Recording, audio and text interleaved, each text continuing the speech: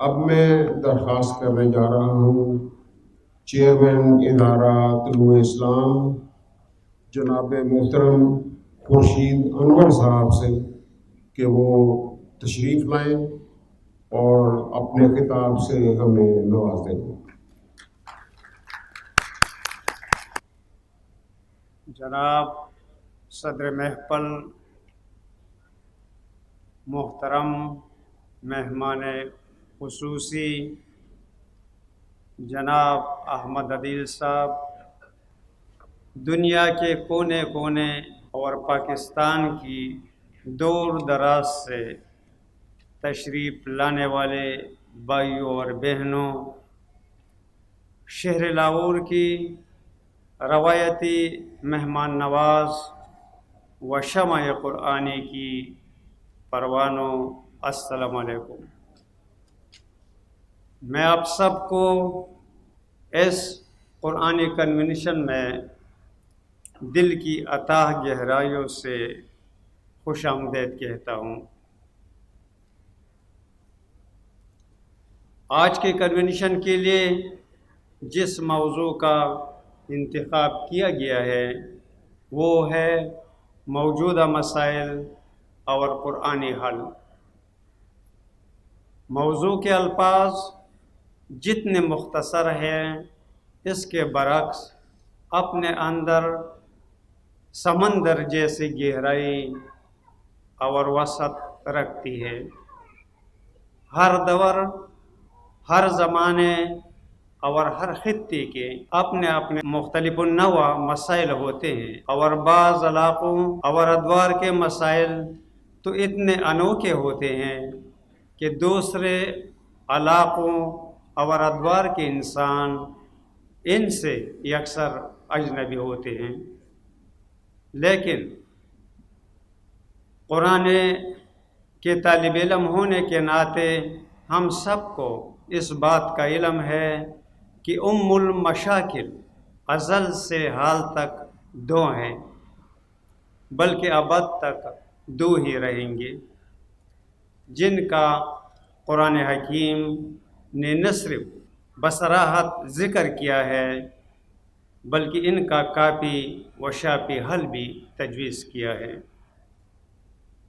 وہ دو مسائل جس سے انسانیت بلا تفریق رنگ، نسل، مذہب، ثقافت اور زمانہ ہمیشہ برسر پیکار رہی ہے، وہ ہے جو اور خوف و حزن۔ یہ دو مسئلے تمام انسانی مسائل کی جڑ ہیں، اور باقی جتنی بھی مسائل ہیں ان کی جڑوں کو تلاش کیا جائے تو وہاں بھی دو مسائل نظر آئے گی۔ دور جدید میں بھی معیار زندگی اس معاشرے کی ہوتی ہے جہاں ایک تو وہاں معاشی استحکام اور خود مختاری ہوتی ہے، اور دوسرا اس میں امن و امان ہوتا ہے، یعنی دہشت کا ماحول نہیں ہوتا۔ ایک مثالی معاشرہ ان دونوں عذابوں سے محفوظ ہوتا ہے۔ دنیا بھر میں نظر دوڑائیں یا اپنے ملک کی حالات دیکھیں تو تمام افراد و اقوام انہی دو مسائل سے نبرد ازما ہیں، یعنی معیشت کا مسئلہ اور امن و امان کا مسئلہ۔ باقی مسائل دراصل ان دو ہی کی پیداوار ہیں۔ سب سے پہلے معاشی تنگی یعنی جو کے عذاب کا ذکر کرتے ہیں۔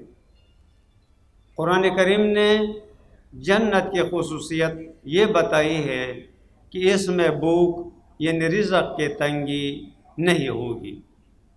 سورہ طٰہٰ آیات 118 اور 119 میں آدم کو اس کی جنتی زندگی میں مخاطب کرتے ہوئے فرمایا گیا ہے، اِنَّ لَكَ أَلَّا تَجُوعَ فِيهَا وَلَا تَعْرَىٰ وَأَنَّكَ لَا تَظْمَأُ فِيهَا وَلَا تَضْحَىٰ۔ اس وقت جس نہج کی زندگی تم بسر کر رہے ہو، اس میں کیفیت یہ ہے کہ نہ تمہیں روٹی کی فکر ستاتی ہے، نہ کپڑے کی، نہ پیاس کا خوف ہے، نہ سورج کی تپش کا۔ تمہارے لیے کھانے کو روٹی، پینے کو پانی، پہننے کو کپڑا اور رہنے کو مکان، سب کچھ بلا مشقت موجود ہے۔ یہ تھا وہ معاشرہ جس میں انسان اپنی ابتدائی زندگی میں رہتا تھا اور جس میں وہ اپنی روٹی اور کپڑے کی فکر سے آزاد تھا۔ کسی قوم میں رزق کی فراوانی اللہ تعالیٰ کی نعمت اور رزق کی تنگی اللہ تعالیٰ کا عذاب ہے۔ قرآن کریم کی روح سے جو معاشرہ قائم ہوتا ہے، اس میں کوئی فرد بھوکا نہیں رہ سکتا۔ عزیزان محترم، اس کے یہ معنی نہیں کہ جس نظام میں ہر فرد کو روٹی مل جائے اسے نظام خداوندی یا اس معاشرہ کو جنتی معاشرہ کہا جائے گا۔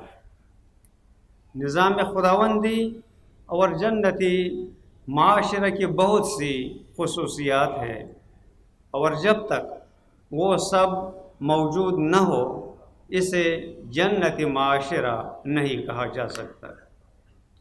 لیکن یہ ضرور ہے کہ جس نظام یا معاشرہ میں لوگوں کو پیٹ بھر کر روٹی نہ ملے اسے نہ نظام خداوندی کہا جا سکتا ہے، نہ جنتی معاشرہ۔ یہ تو ہو سکتا ہے کہ کوئی قوم ایسے ہنگامی حالات سے گزرے جس میں کچھ وقت کے لیے رزق کی تنگی آ جائے، مثلاً جنگ کے زمانے میں، لیکن کسی قوم میں نہج زندگی کا ایسا قائم ہو جانا جس میں تمام افراد کو پیٹ بھر کر بااطمینان کھانے کو نہ ملے، یہ اللہ کا عذاب ہے۔ اور جو قوم ایسے حالت سے نکلنا نہیں چاہتی وہ جہنم میں رہنا چاہتی ہے۔ قرآن حکیم نے معاشی بدحالی کی وجہ معاشی نظام کو قرار دیا ہے جس سے معاشی نامواریاں جنم لیتی ہے۔ قرآن کریم کی روح سے رزق کے سرچشموں یعنی ذرائع پیداوار پر انفرادی ملکیت کا حق نہیں، بلکہ یہ تمام معاشرے کی اجتماعی ملکیت ہوگی، اور ان پر ہر خاص و عام کا مساوی حق ہوگا۔ رزق کے ان سرچشموں یعنی ذرائع پیداوار میں زمین کو بنیادی حیثیت حاصل ہے، اور زمین کی ملکیت کے بارے میں قرآن حکیم نے واضح انداز میں کہا ہے کہ الارض للہ، یعنی زمین صرف اللہ کی ہے۔ قرآن حکیم کا یہ اسلوب ہے کہ جس چیز کی ملکیت اللہ تعالیٰ اپنی طرف منسوب کرتا ہے اس پر انفرادی ملکیت کا حق نہیں جتایا جا سکتا، بلکہ وہ معاشرے اور ملت کی مشترکہ ملکیت ہوتی ہے۔ جیسے وَأَنَّ الْمَسَاجِدَ لِلَّهِ، یعنی مساجد اللہ کی ہے۔ جس طرح کسی مسجد کے بارے میں یہ کہنا جائز نہیں کہ یہ مسجد میری ہے، بالکل اسی طرح یہ بھی ناجائز اور خلاف قرآن ہوگا کہ کوئی یہ کہے کہ یہ زمین میری ملکیت ہے، اور اس ملکیت کے ذریعے پھر وہ دوسرے انسانوں کا استحصال کرے۔ اس اصول کی روح سے ایک اسلامی مملکت میں تمام ذرائع پیداوار بشمول زمین پر انفرادی ملکیت حرام ہوگی، اور رزق کے تمام سرچشمے اجتماعی ملکیت میں ہوں گے۔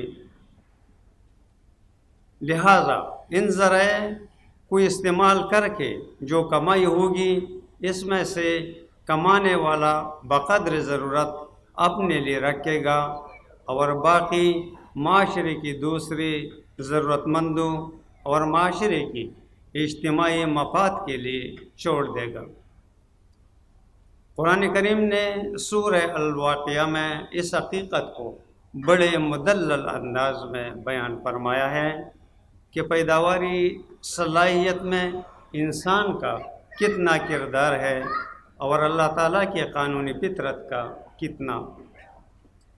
آیات 64 تا 70 میں ارشاد ہے اَأَنْتُمْ تَزْرَعُونَهُ أَمْ نَحْنُ الزَّارِعُونَ، یعنی تم جو کھیتی باڑی کرتے ہو تو غور کرو کہ اس میں تمہارا عمل دخل کتنا ہوتا ہے اور ہمارا قانون کیا کچھ کرتا ہے۔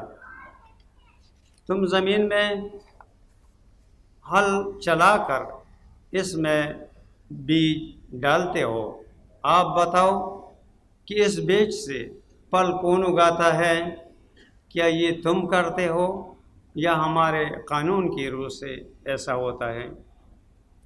لَوْ نَشَاءُ لَجَعَلْنَاهُ حُطَامًا فَظَلْتُمْ تَفَكَّهُونَ إِنَّا لَمَحْرُومُونَ بَلْ نَحْنُ مَحْرُومُونَ۔ پھر کھیتی کے اگنے کے بعد اس کی حفاظت کون کرتا ہے؟ یہ بھی تو ہو سکتا ہے کہ کوئی ایسی آفت آ جائے جس سے اگی ہوئی کھیتی تھس نس ہو کر رہ جائے، اس طرح تھس نس کہ تم سر پکڑ کر بیٹھ جاؤ اور ایک دوسرے سے کہنے لگو کہ ہم بالکل تباہ ہو گئے، ہم اکثر محروم اور بے نصیب رہ گئے۔ اس کھیتی سے غلہ ملنا تو ایک طرف، ہماری محنت اور بیج بھی بیکار میں گئی۔ اَفَرَأَيْتُمُ الْمَاءَ الَّذِي تَشْرَبُونَ، پھر تم ذرا اس پانی پر غور کرو جس پر تمہاری کھیتی ہی کا نہیں بلکہ تمہاری زندگی کا دار و مدار ہے۔ اَأَنْتُمْ أَنزَلْتُمُوهُ مِنَ الْمُزْنِ أَمْ نَحْنُ الْمُنزِلُونَ، کیا اسے بادلوں سے تم برساتے ہو یا ہمارا قانون ربوبیت ایسا کرتا ہے؟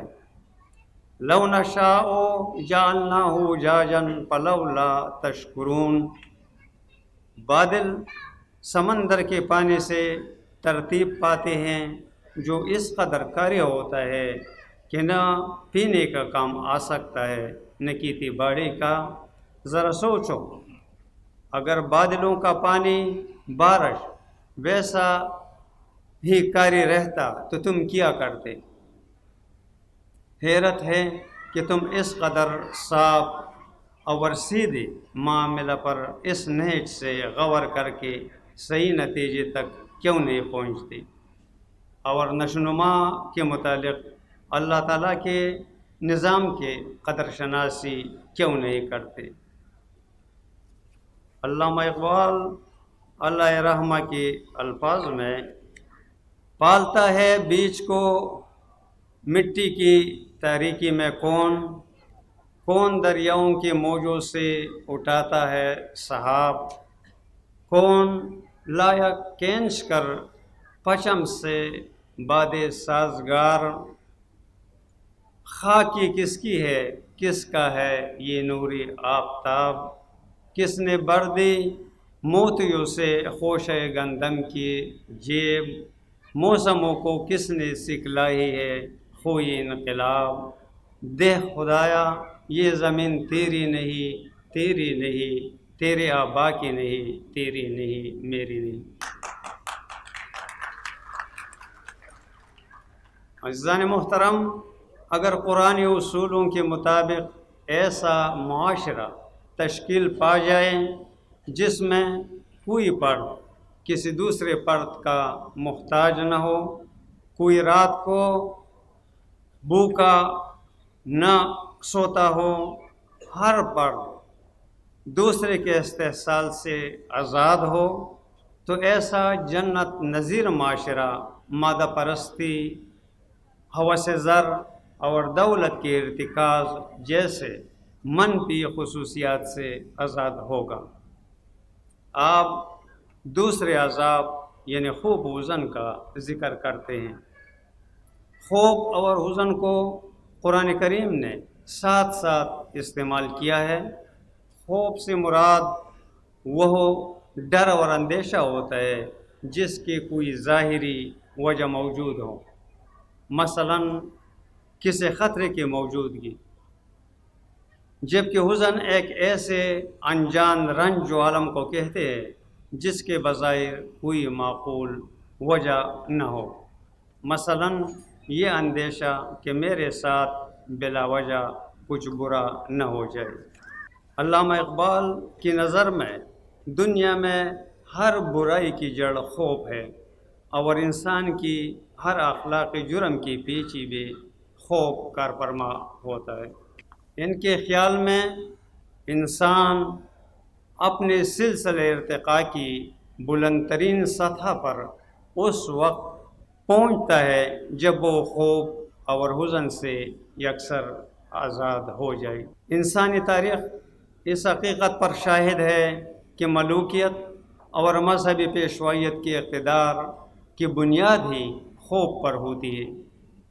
اگر خوف درمیان سے ہٹ جائے تو ملوکیت اور مذہبی پیشوائیت دونوں کی عالیشان عمارتوں کی بنیادیں لرز کر پل بھر میں ملبے کا ڈھیر بن جائے گی۔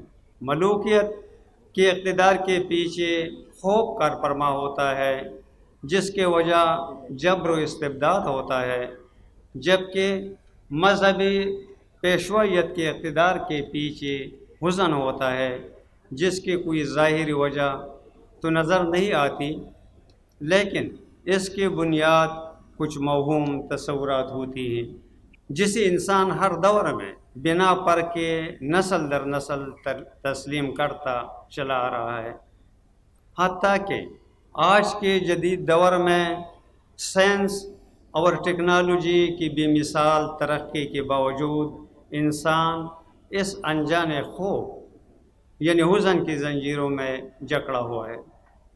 خوف کا خاتمہ امن سے ہوتا ہے، جبکہ حزن سے نجات اطمینان قلب سے ملتی ہے، جیسا کہ قرآن کریم نے سورہ نور کے آیات 55 میں واضح کیا ہے کہ مومنین کے استخلاف فی الارض کے نتیجے میں ان کا خوف امن میں بدل جائے گا۔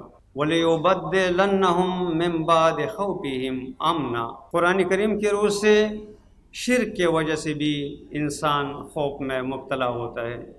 سورہ الانعام آیات 81 میں حضرت ابراہیم علیہ السلام بادشاہ نمرود سے مخاطب ہو کر کہتا ہے وَكَيْفَ أَخَافُ مَا أَشْرَكْتُمْ وَلَا تَخَافُونَ أَنَّكُمْ أَشْرَكْتُمْ بِاللَّهِ مَا لَمْ يُنَزِّلْ بِهِ عَلَيْكُمْ سُلْطَانًا فَأَيُّ الْفَرِقَيْنِ أَحَقُّ بِالْأَمْنِ إِن كُنتُمْ تَعْلَمُونَ۔ بھلا میں ان مٹی کی مورتیوں اور معبودان باطل سے کیوں ڈروں جنہیں کوئی اختیار و اقتدار حاصل نہیں۔ ڈرنا تو تمہیں چاہیے جو اللہ تعالیٰ جیسی مختار کل ہستی کے ساتھ اوروں کو شریک ٹھہراتے ہو، حالانکہ اللہ تعالیٰ نے تم سے کہیں یہ کچھ نہیں کہا کہ یہ واقعی میری اختیارات میں شریک ہیں۔ اگر تمہاری سمجھ میں یہ بات آ گئی تو بتاؤ کہ تم اور مجھ میں کون امن و اطمینان کا زیادہ حقدار ہے، اور کسے لرزہ و تراسا رہنا چاہیے، تمہیں یا مجھے۔ خوف شرک کا لازمی نتیجہ ہے۔ توحید سے انسان کے دل میں اس قدر قوت پیدا ہو جاتی ہے کہ وہ دنیا میں کسی سے نہیں ڈرتا۔ اس کے برعکس قرآن کریم نے توحید اور صرف اللہ تعالیٰ کے احکام کی تابعداری کا نتیجہ خوف سے نجات قرار دیا ہے۔ سورہ بقرہ آیات 38 میں ارشاد ہے وَمَن تَبِعَ هُدَايَ فَلَا خَوْفٌ عَلَيْهِمْ وَلَا هُمْ يَحْزَنُونَ۔ جو لوگ ہمارے رہنمائی پر عمل پیرا رہیں گے اور اس کے مطابق زندگی بسر کریں گے، وہ ہر قسم کے خوف وہی راز سے محفوظ رہیں گے۔ اور سورہ حامیم السجدہ آیات 30 میں ارشاد ہے، ان الذین قالوا ربنا اللہ ثم استقاموا تتنزل علیہم الملائکۃ الا تخافوا ولا تحزنوا وابشروا بالجنۃ التی کنتم توعدون۔ جو لوگ اس حقیقت کا اقرار کرتے ہیں کہ ہمارا رب اللہ ہے، اور پھر اس اقرار و ایمان پر جم کر کھڑے ہو جاتے ہیں، اور دنیا کی کوئی قوت ان کے پائے استقامت میں لغزش نہیں پیدا کرتی، تو ان پر ملائکہ کا نزول ہوتا ہے اور ان سے کہتی ہے کہ تم کسی قسم کا خوف نہ کرو اور نہیں افسردہ خاطر رہو، تمہارے لیے اس جنت کی خوشخبری ہے جس کا تم سے وعدہ کیا گیا ہے۔ قرآن کریم نے جنت زندگی کے اہم خصوصیات یہ بتائی ہے کہ اس میں نہ کسی قسم کا خوف ہوگا نہ حزن۔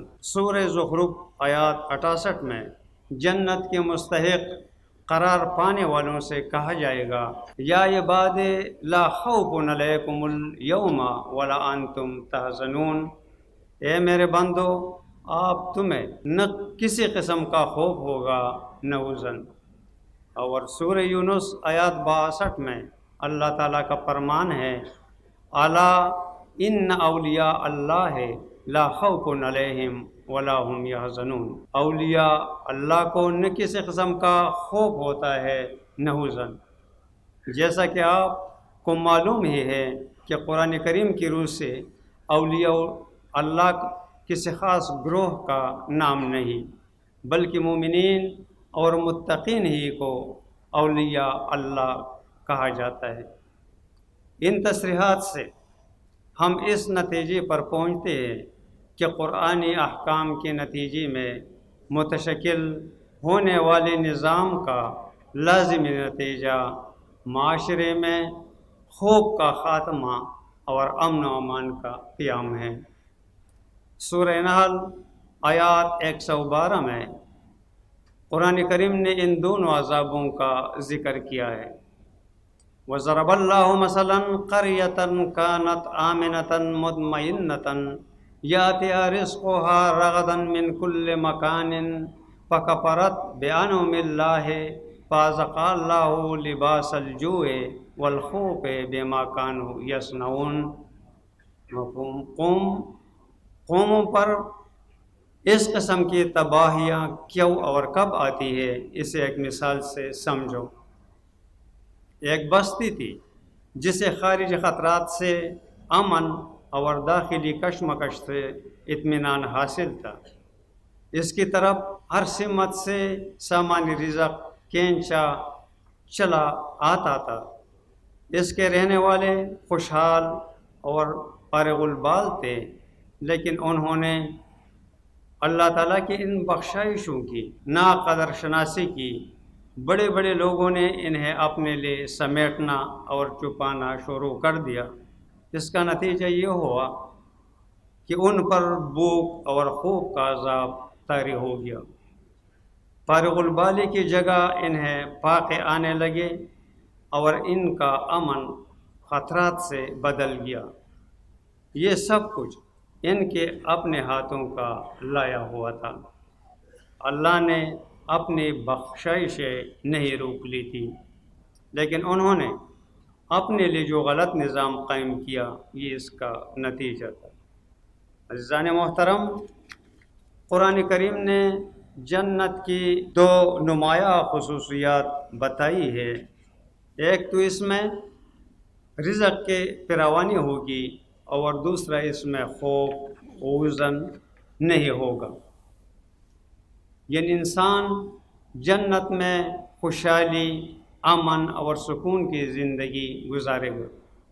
اور یہ تو ہم سب کو پتہ ہے کہ قرآن کریم کی روح سے جنت کا آغاز موجودہ زندگی سے ہوتا ہے، اور یہ سلسلہ آگے بھی چلتا ہے۔ لیکن جس طرح قرآن کی اصل تعلیم کو عوام الناس سے پوشیدہ رکھنے کے لیے قرآنی اصطلاحات کا مفہوم تبدیل کر دیا گیا، اسی طرح مسلمانوں کے دل و دماغ میں اس تصور کو پختہ کر کے ایمان کا درجہ دیا گیا کہ یہ دنیا مومن کے لیے قید خانہ اور کافر کے لیے جنت ہے، اور جس قدر مسلمان اس دنیا میں غربت اور ذلت کی زندگی گزارے گا، اس قدر آخرت میں اس کو شادمانیاں نصیب ہوگی۔ لیکن یہ عقیدہ نہ صرف قرآنی تعلیمات کے اکثر خلاف ہے بلکہ اس کی ضد ہے۔ قرآن حکیم تو مومن ہونے کی نشانی ہی دنیاوی غلبہ کو قرار دیتا ہے۔ وَلَا تَهِنُوا وَلَا تَحْزَنُوا وَأَنْتُمُ الْأَعْلَوْنَ إِن كُنتُم مُّؤْمِنِينَ، سورہ آل عمران آیات 139۔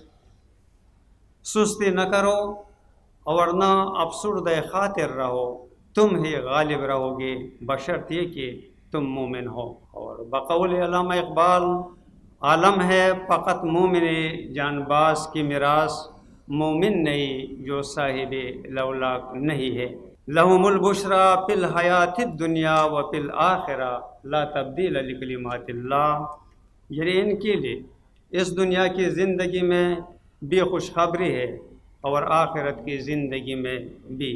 یہ اللہ تعالیٰ کا قانون ہے جو کبھی بدل نہیں سکتا۔ اس کے ساتھ قرآن حکیم نے اس بات کو بھی واضح کیا ہے کہ دنیا کی تنگ دستی آخرت کی کامیابی کا ذریعہ ہونا تو درکنار، دنیا کی محکومی آخرت کی تباہی کی ابتدا ہے۔ وَمَنْ أَعْرَضَ عَنْ ذِكْرِي فَإِنَّ لَهُ مَعِيشَةً ضَنْكًا وَنَحْشُرُهُ يَوْمَ الْقِيَامَةِ أَعْمَىٰ، سورہ طٰہٰ آیات 124۔ جس نے ہمارے ذکر یعنی قرآن سے اعراض برتا، اس کی معیشت تنگ کر دی جائے گی اور قیامت کے دن اسے اندھا اٹھایا جائے گا۔ وَمَنْ كَانَ فِي هَٰذِهِ الْأَعْمَىٰ فَهُوَ فِي الْآخِرَةِ أَعْمَىٰ وَأَضَلُّ سَبِيلًا، سورہ بنی اسرائیل آیات 72۔ اور جو شخص اس دنیا میں اندھا ہوگا وہ آخرت میں بھی اندھا ہوگا۔ علامہ اقبال اس حقیقت کو ان اشعار میں بیان کرتا ہے، وہ کل کے غم و عیش پہ کچھ حق نہیں رکھتا جو آج خدا فروز و جگر سوز نہیں ہے، وہ قوم نہیں لائق ہنگامہ پردہ جس قوم کی تقدیر میں امروز نہیں ہے۔ عزیزان محترم، میں اختصار کے خاطر قرآنی تعلیمات کے حوالے سے اس موضوع کو سرسری طور پر بیان کر کے صرف ایک جھلک ہی آپ کو دکھا سکا ہوں، ورنہ ان دو مسائل کو تفصیل سے بیان کرنے کے لیے تو شاید پورا دن بھی ناکافی ہوگا۔ بہرحال بھوک اور خوف و حزن ایسے دو امراض ہیں جو انسانی صلاحیتوں کو آگ کی طرح بسم کر دیتی ہیں، اور جب تک انسان معاشی طور پر خود مختار ہو کر معاش کی فکر سے آزاد نہ ہو، اور جب تک خوف و حزن کی آہنی زنجیروں میں جکڑا ہوا ہو، وہ اپنے مضمر صلاحیتوں کی نشوونما کرنے کے قابل ہی نہیں رہتا۔ اگلے جہاں کی ارتقائی منازل طے کرنا تو اس کے لیے محض ایک خواب ہو سکتا ہے، لیکن اس دنیا میں بھی وہ مغلوب اور مجبور ہو کر بے مقصد اور حیوانی زندگی ہی گزارتا ہے، جہاں وہ جانوروں کی طرح صرف زندہ رہنے کے لیے کھاتا ہے اور کھانے کے لیے زندہ رہتا ہے، جو اور خوف و حزن افراد کی طرح اقوام کو بھی صفحہ ہستی سے مٹا دیتا ہے۔ اور ایسی قومیں جو بھوک یعنی معاشی بدحالی اور خوف و حزن کا شکار رہتی ہیں، وہ چاہے جتنی بھی پوشیدہ صلاحیتوں کی حامل ہو، چاہے ان کے پاس معدنیات کے پوشیدہ خزانے ہوں اور چاہے ان کی تعداد دوسرے اقوام کے مقابلے میں کتنی ہی زیادہ کیوں نہ ہو، غلامی کی زندگی گزارنے کے لیے مجبور ہوتا ہے۔ موجودہ حالات کے تناظر میں اسرائیل کے مقابلے میں عرب ممالک اس کی ایک زندہ مثال ہے، لیکن جب ذوق یقین پیدا ہو جائے تو پھر بے دست پا مجبور و مخور بنی اسرائیل موسیٰ علیہ السلام کی قیادت میں فرعون جیسے جابر وقت کو للکارتے ہیں اور اس کو دریائے نیل میں غرق کرنے کا موجب بن جاتے ہیں اور نتیجتاً بھوک اور خوف حزن سے آزاد ہو جاتے ہیں۔ اقبال کے الفاظ میں، غلامی میں نہ کام آتی ہے شمشیریں نہ تدبیریں، جو ہو ذوق یقین پیدا تو کٹ جاتی ہے زنجیریں۔ آپ کے قیمتی وقت اور توجہ کا بہت بہت شکریہ۔